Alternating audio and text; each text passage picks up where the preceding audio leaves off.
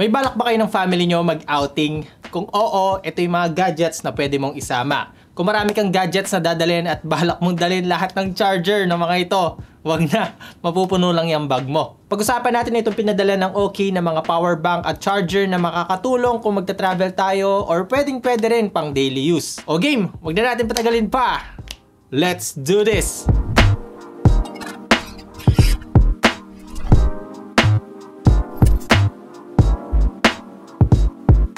What's up guys? Ako nga pala si Poy and welcome back sa channel. So tara guys, pag-usapan natin to isa-isa.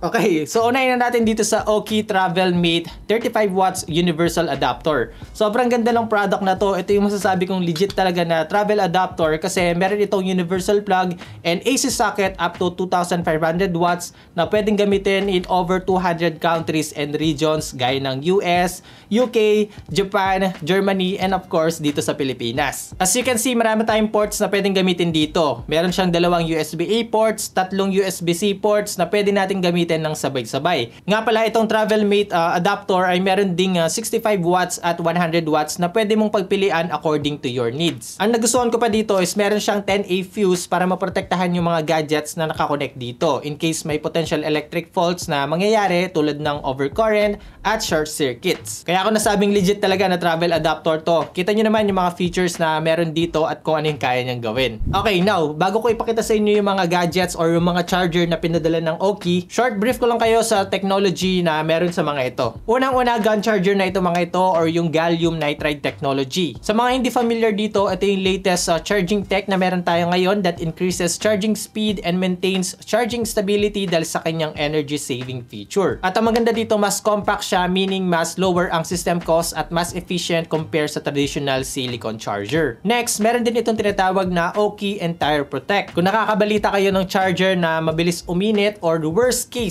sumasabog. Di natin yan may experience sa mga ito kasi meron itong multi-protection against overcurrent, overvoltage, overcharging, overheating, pati nga lightning strikes na unpredictable. Protektado yung mga gadgets na nakasaksak sa mga ito. And then, meron din itong OK Dynamic Detect. For example na lang itong OK Omnia 2 140 watts na charger. May tatlong ports kasi to, so kung ano yung mga nakakonect dito, dinidistribute niya yung optimal power or wattage in every device na nakakonect. Ganun ka-useful yung feature na to dahil mas efficient ang pag-charge natin kahit multiple device yung nakasaksak. Alright, so dahil alam nyo na yung mga features and technology na meron sa mga ito, pag-usapan na natin. Okay, so kung ang hanap mo yung mataas na wattage, pasok sa'yo itong OK Omnia 2 140 watts na PD 3.1 GAN charger. May wide compatibility ito, meaning pwede siya sa iba't ibang device tulad ng MacBook, iPhone, Samsung phones, Google Pixels, Nintendo Switch at iba pang handheld console. At syempre, maaasahan din ito dahil meron siyang built-in safeguard protections na nabanggit ko nga kanina. Up to 140 watts yung charging speed nito, kaya pwede siya sa mga power-hungry na laptops. O kaya naman kung may group study kayo at dalawa yung laptop na meron kayo, pwede kayo mag-charge dito ng sabay. Pwede rin isang laptop, isang smartphone, at isang small device tulad ng earphones or smartwatch. Possible yun guys kasi as you can see, meron tayo ditong isang USB-A port and then meron tayong dalawang USB-C ports. Tsaka yun yung sinasabi ko rin sa inyo kanina na meron itong Dynamic Detect. Kaya naman masasabi kong isa sa best travel companion itong OK Omnia 2 140 watts na GAN charger dahil sa capabilities nito. No need na magdala ng pagkadami-daming charger sa mga gadgets na gamit mo. Okay, so ito naman, pwedeng pang daily use, pwede rin pang travel or sa work dahil sa compact size niya. Ito guys, yung OK Omnia 2 30 watts na PD 3.0 GAN charger. Sa mga iPhone 12 hanggang 15 Pro Max users dyan, saktong-sakto sa inyo to kasi I think around 25 or 27 watts ang charging rate ng mga yon.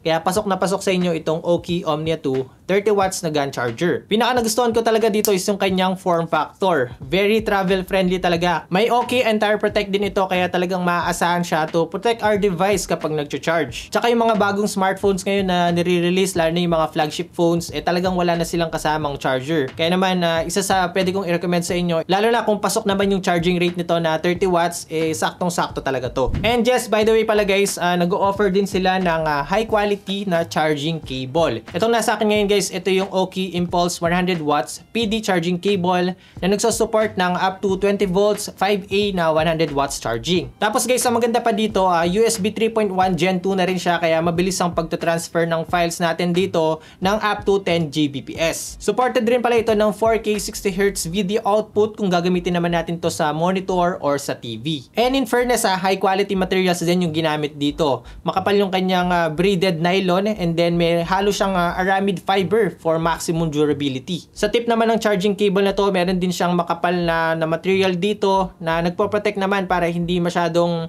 nayuyupin dito sa may bandang dulo. Marami din tayong options para sa cables nila, no? So meron silang up to 60 watts, meron naman yung mahahaba, and then meron din yung iba't ibang tip, like meron siyang USB-A to USB-C, or kagaya nito na Type-C to Type-C. So marami din tayong pwedeng pagpilian na charging cable sa kanila according sa pangangailangan natin. Okay, ngayon naman, alam ko mabilis malulubat yung phone or camera na gagamitin mo kaka-picture at kakakuha ng video sa bakasyon nyo. Huwag kang mag-alala kasi itong mga power bank na to swak na swak pang travel. Alright, so ito yung OK Basics Mini Power Bank na may 10,000 mAh battery at 22.5 watts na charging rate. Available pala ito guys sa color black. Ayan. And then meron din tayong blue, white, at pink. As you can see, very compact lang siya na halos ka-size niya lang yung normal size na card. Ayan o, tingnan nyo.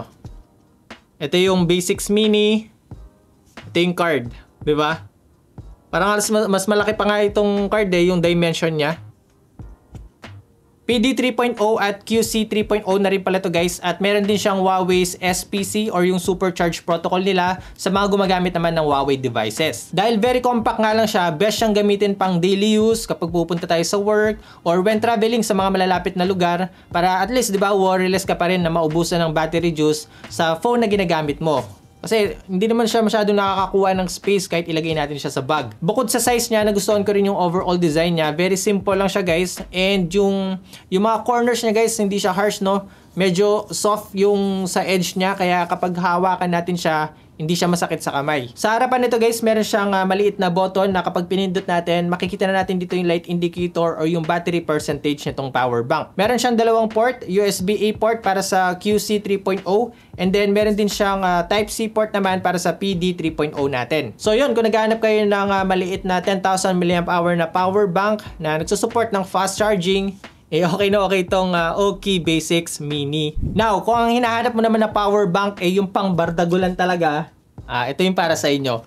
Itong OK Sprint X 27.6K 140 watts na power bank. Para dito naman, meron siyang 27,600 mAh battery na supported ng up to 140 watts na PD 3.1 charging. Isang feature na nagustuhan ko dito guys, meron siyang smart digital display para matrack natin yung data ng bawat gadget na naka-charge dito. Meron siyang input and output data, yung battery percent ng power bank, at kung ilang oras na lang bago i-charge ulit itong Sprint X. Other useful info tulad ng battery cycle, total output, at temperature ng power bank, makikita natin sa smart digital display nito. Para naman sa ports ito, meron tayong available na dalawang USB Type-C na supported ng power delivery, and then meron siyang isang USB-A port. Tapos yun nga, 140 watts yung charging rate nito, at meron din siyang wide compatibility sa mga gadgets na pwede natin gamitin dito. Kaya sa tulad ko na may multiple devices like laptop, tablet, and phone, napaka-useful nitong power bank na to kapag lumalabas or mag-work sa coffee shop or ibang workspace na medyo limited ang outlet. Ito yung perfect na power bank na pwede mong dalhin. Ako personally, gagamitin ko itong Sprint X dito sa Steam Deck ko. Alam ko yung mga meron nitong Steam Deck na to, around 1 hour to 1 hour 30 minutes lang ang usage time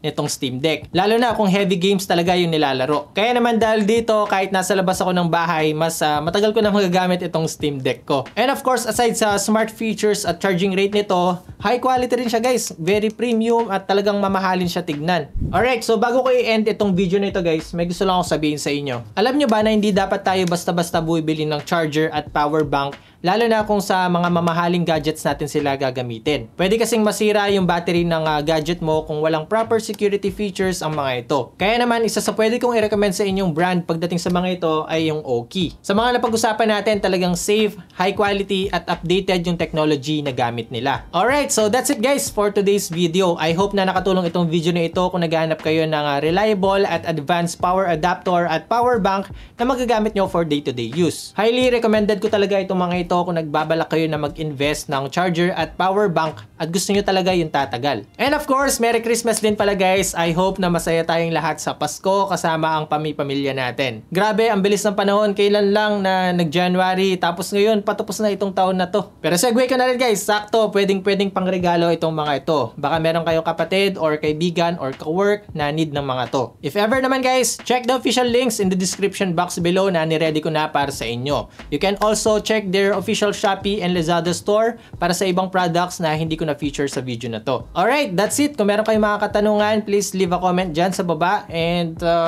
yun na yun. Hanggang dito muna sa ngayon guys. Ako nga pala si Poy. Unboxing anything just for you. Nice! Merry Christmas! And advance Happy New Year to all of you.